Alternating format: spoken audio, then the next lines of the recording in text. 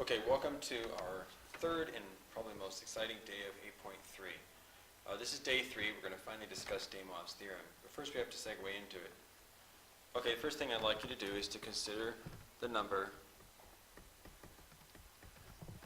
the complex number, z equals 2 cis 15 degrees and w 3 cis 45 degrees. And if you're not comfortable with the idea of plotting these, then you should take a moment and review that. If you're not comfortable learning how to convert these back into rectangular, then you should look up what CIS means. Alright? But we're going to move on. So we're going to find some things. Here we're going to find ZW. Okay, now we need a rule for this, but basically we can take 2 times cis 15 times 3 cis 45. And in the class on Thursday, before our 4-day weekend, we took the time to actually prove that this is going to come out to 6 cis 60. So how did I get the 6? The 6 is the product of 2 and 3. So 2 times 3 is 6. And the 60 is the sum of 15 and 45. So now this is no magic trick. This is just simply the way it works in the polar world. So I'm going to take a moment, and if you've already seen the proof for why the product of 2 complex numbers in polar form is the product of the moduli times cis of the sum of the arguments, if you've already seen that proof or you've done that proof with us in class, then you can, of course, not bother with this. You can just skip ahead. But for the next few minutes, I'm going to explain where this comes from. Okay, so this is the answer for ZW. Now I'm going to add a slide, and we're going to take a look at why this works. Let's say you take 2 numbers, R1, cis theta 1, and you multiply that with another one. So I should have said, let's say we take one complex number, R1 cis theta 1, and multiply by another complex number, R1 cis theta, R2 cis theta 2. These are just basically 2 complex numbers, but they're in the polar form. Now remember what cis means. The first one means cosine theta 1 plus I sine theta 1. That's just what CIS means. And the second one means R2 times cosine theta 2 plus I sine theta 2, like that. And anytime you're multiplying 4 things together like this, 1, 2, 3, 4, you can certainly just do it in parts. You could multiply the R1 and R2 together, for example, like this. And then you could multiply the cosines together, or excuse me, the cis's together. So multiply cis theta 1 times, right, cis theta 2. Now, this becomes, of course, a FOIL. Now be careful, when you multiply cosine with cosine, you don't put cos squared because they are not technically the same angle. So cos squared is reserved for when you have literally cos of 30 times cos of 30 is cos squared 30. These are theta 1 and theta 2, not necessarily equal thetas. So we have R1, R2, and the FOIL for this is quite complicated. We get cos theta 1, cos theta 2, plus I cos theta 1 sine theta 2, plus I sine theta 1 cos theta 2, plus I squared sine theta 1 sine theta 2. So quite complicated and quite mixed. We have basically one of everything here. Say hello to the I squared and then say goodbye as we change it to a -1. Okay? So our next line of work looks like this. And I'm also organizing it a little bit. I'm going to put the cos theta 1, cos theta 2. That's this part. And the I squared sine theta 1, sine theta 2, which is really negative sine theta 1, sine theta 2. I'm going to put those guys together. The reason is those are my real terms. There are no i's in these guys. So I'll underline them. I just put those 2 together. And then we have this part here. These are your imaginary parts. So you have basically leave the I outside actually. I'll put the I at the back like this. But the purple there is just cos theta 1 sine theta 2 plus cos theta 2 sine theta 1. Or you could put sine theta 1 cos theta 2, which is the order I have it in. But this is just the second two terms grouped together. And you see some old friends here. So say hello to some old buddies. Here we see cosine, cosine minus sine, sine. That's just a cosine angle sum formula. See? And then we see this old familiar friend, cosine plus sine cos. And that is basically our good old friend, sine of A plus B, where A and B are now theta 1 and theta 2. Okay, so this basically is the most simplified version I can think of for the complex number product, except to say maybe we could use the CIS notation. So we're going to call this CIS theta 1 plus theta 2. Okay, so this is our rule on how to multiply two complex numbers together.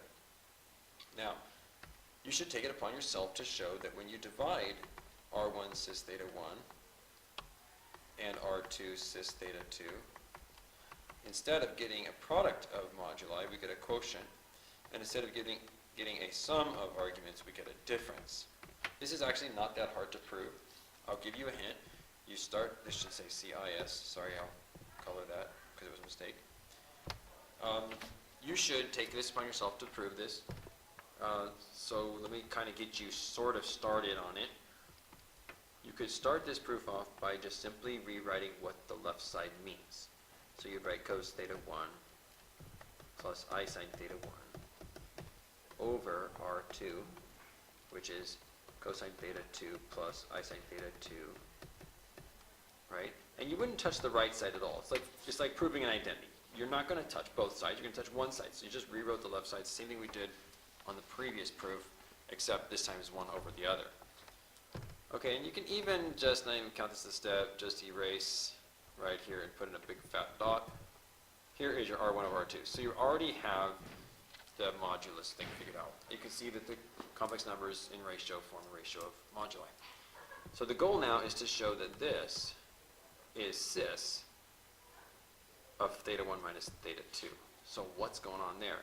Well, I'll give you a hint. I'm not going to finish this proof for you, but if you multiply top and bottom by cosine theta 2 minus I sine theta 2, this becomes no harder than the one we just did together. Okay, now why would I want to multiply top and bottom by this? Well, for one reason, I'm not really supposed to have I in the denominator. So the conjugate of the denominator will get rid of that I in the bottom. So that's actually why I multiplied the bottom by cos theta 2 minus I sine theta 2 here in red. The reason I multiplied the top by the red is because I multiplied the bottom by the red. So my logic for doing the top is to get rid of the I on the bottom. My logic for doing it on the bottom is because I get rid of the I, and then my logic for doing it up top is because I did it on the bottom. Okay, anyway, pursue that, and you will find, again, that this works out. All right? And you can turn that in for bonus on Tuesday. All right, now let's go back to the formulas. I'm going to write them on this page as well. If you have R1 cis theta 1 times R2 cis theta 2, you can just do product of moduli cis sum of argument. So this is how you find a product of two complex numbers. And if you're doing a ratio of two complex numbers, R1 cis theta 1 over R2 cis theta 2, you would divide the moduli, sure enough, but you would take a difference in the arguments. Okay, so let's go ahead and pursue this problem again. So why did we get 6 cis 60? Say that fast. 6 cis 60. It's because the 2 times 3 is 6. The 15 degrees plus 45 degrees is 60 degrees. Okay, let's go ahead now and try to find z over w. So you would just put 2/3, that's from the moduli, right? 2/3 from your moduli. And then you would do cis, and then for the angle, we call it argument, you would do 15 minus 45. 15 minus 45. So why 15 minus 45? Because the top says z and the bottom says w, so you're supposed to subtract them in that order, right? So this just gives me 2/3 cis negative 30.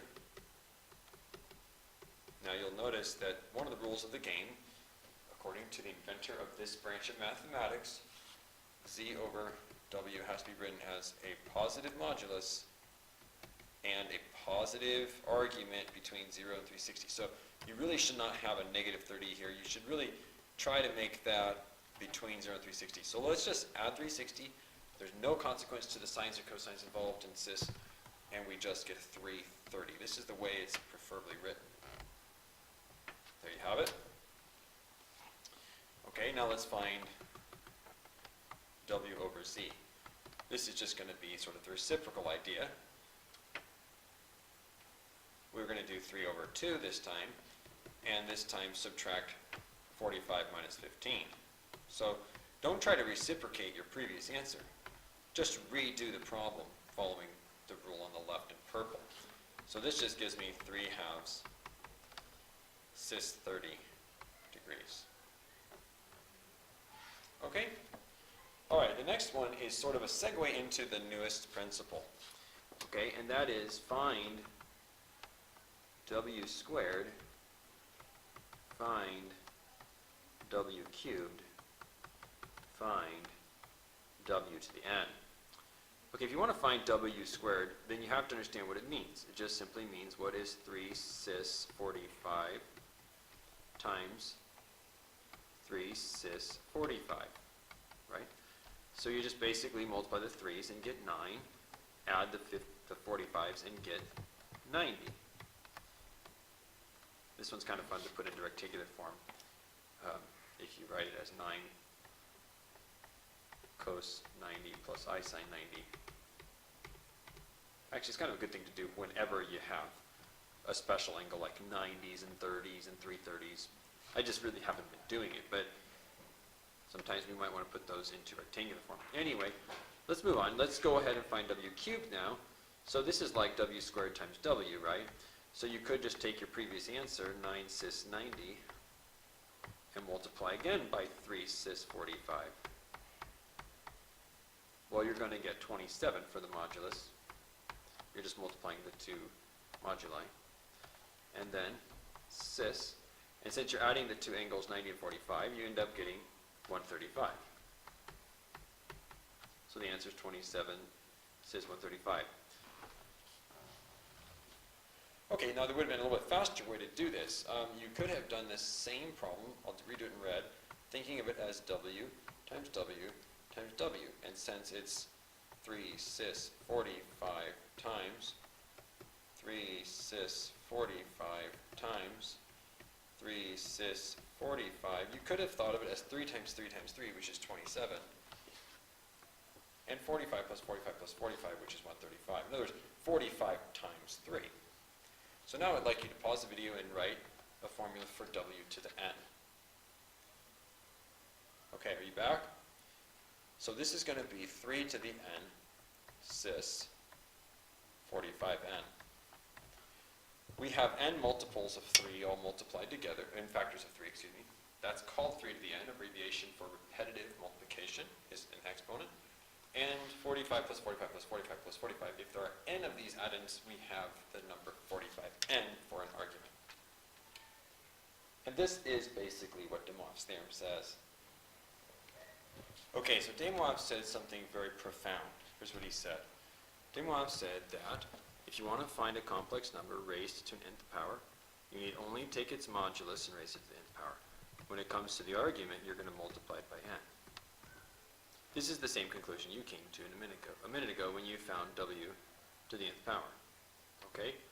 The proof for it is an inductive proof and requires several lines of work.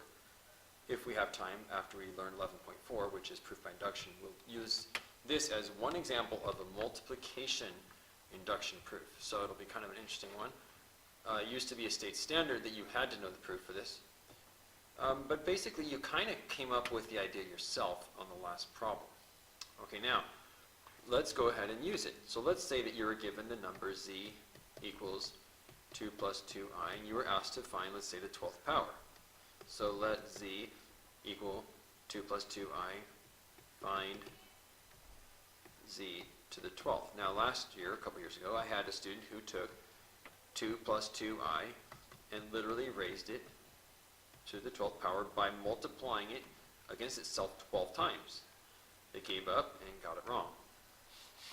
Now I didn't say that this is what we would have to do. I said that this can be done and that we probably need a shortcut for it, right? So De Moivre's theorem is the shortcut. So here's basically how it's going to work. You're going to take the modulus, 2 squared plus 2 squared square root, and you'll apply a 12th power to that. But for the angle, we'll do cis, right? Not cos. I keep writing cos. Today, let me fix that. So, cis. For the angle, we're going to do 12 times arctan of 2 over 2. So basically, this problem is quite simple. We just basically have the square root of 8 to the 12th power times cis, and then 12 times 45 degrees. This is 45 degrees. Okay? So 12 times 45 is simply 540. And then abiding by the rules of the game, we would try to go ahead and make sure to give a positive and smaller than 360 or equal to 360 version of the argument. Or 0 is okay too. But let's just do 540. Let's take away 360. Looks like we got 180 there. Okay? So this is the answer, and it can be put into rectangular form if we so desire. If you don't know how to do that, see the previous video. Okay, so this is our answer. There are many ways to write root 8 to the 12th. I'm not interested. Let's move on. Okay, so what we know now is how we could find the sum of two complex numbers, the difference between two complex numbers, the product of two complex numbers, the quotient of two complex numbers, either way, as long as we're not dividing by 0, of course, and the power of a complex number, w to the n, z to the n, etc. This only leaves one arithmetic operation that we would need to maybe think about, and that is how would you find a root? So that becomes our focus question. What about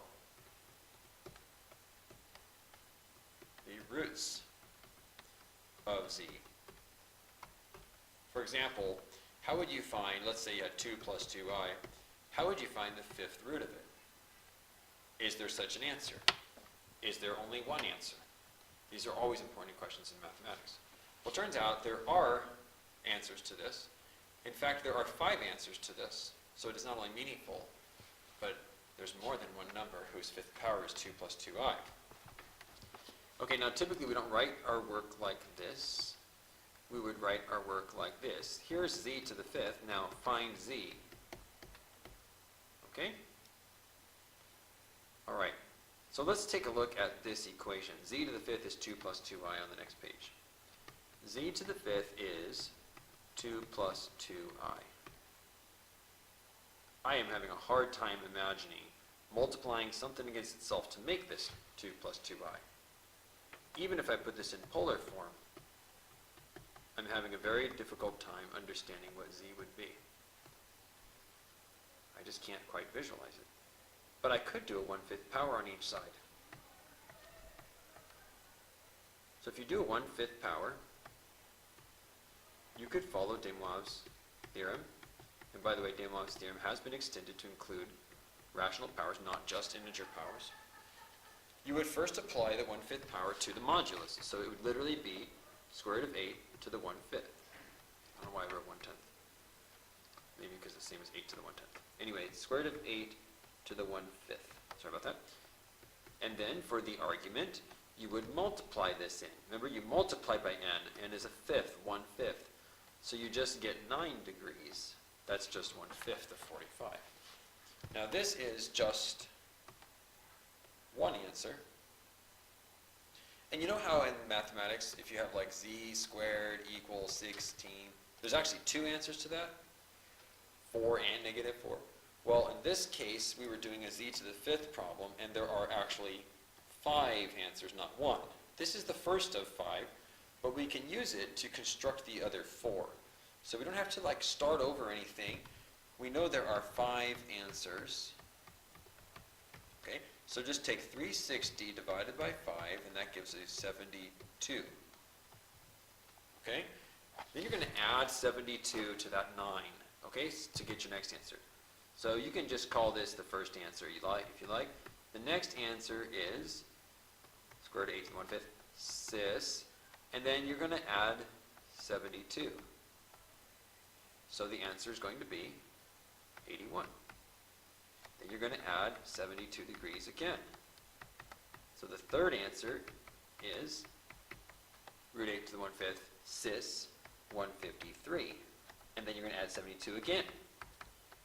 And you're going to get root 8 to the 1/5 cis 225. Finally, a special angle. Then you're going to add 72 again. Why? I need 5 answers, and so far I only have 4. Root 8 to the 1/5 cis, and then this is 297. Now I would add 72 again, except for the fact that I've already found all 5 answers, and what's more, if I add, what's going to happen to my angle? My argument is going to go out of bounds. So we try really hard to keep our arguments between 0 and 360. But here are my answers. Okay, we have same modulus on every one of these, and the angle keeps increasing by 360 over 5. In other words, it keeps increasing by 72. Let's take a plot of this and see what it looks like. This looks really cool. So let's draw our complex plane. We started with the number 2 plus 2i, right? So we started with 2 plus 2i, but that wasn't the point that we were interested in. We were trying to find the 5th root of that. So we actually came up with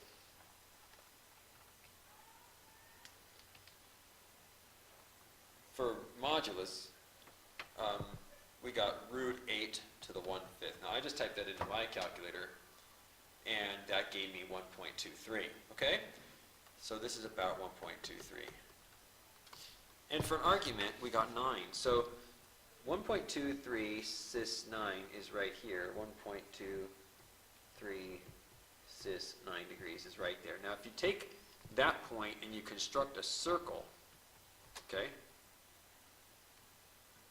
like that, and then make the circle red. Okay? I didn't mean to fill it in red, I just meant to highlight it in red. I don't want any colors. Let's do no color. Can I do no color? Let me undo that. Sorry guys. I was hoping to create a circle whose border is red. Yeah, there we go. This is the first of 5 points that represents one of the 5th roots. Okay? The next one, we said is 72 degrees later. That's at 81. So that's up here. But it's on the same circle because it has the same modulus. See? And then the next one, remember, was at 153. So that's over here.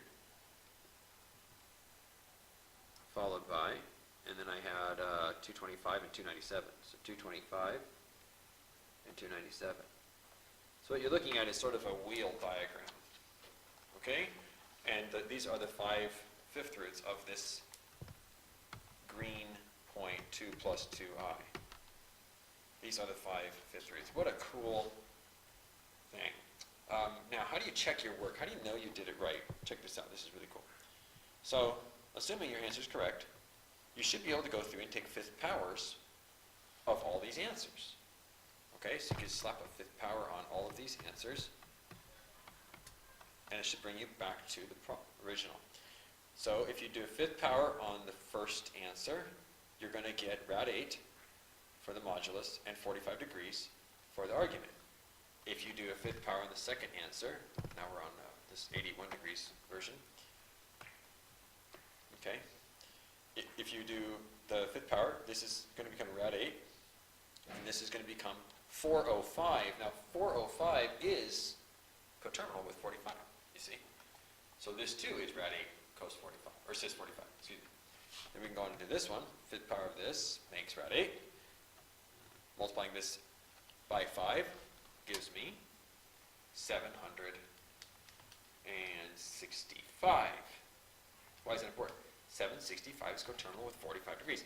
In other words, all of these, after raising them to the fifth power, give us root 8 cis 45. So of course they are the fifth roots of root 8 cis 45. Very, very beautiful. Now all of these can be converted over to rectangular form. I'm not doing that right now just because it's too much for this video, but you would just change cis 9 to cos 9 plus I sine 9, multiply by 8 to the rad 8 to the 1/5, and so forth. A quick little comment, if you ever want to type things like root 8 to the 1/5, you can certainly type it this way, or you could think of this as 8 to the half to the 1/5. In other words, it's 8 to the 1/10. So how I actually typed this on the calculator was 8 to the 0.1. That's how I typed it. And since it was my modulus, and since it was going to be consistently the same all the way around that red circle, I just stored it in my calculator as alpha z. And that way I could convert.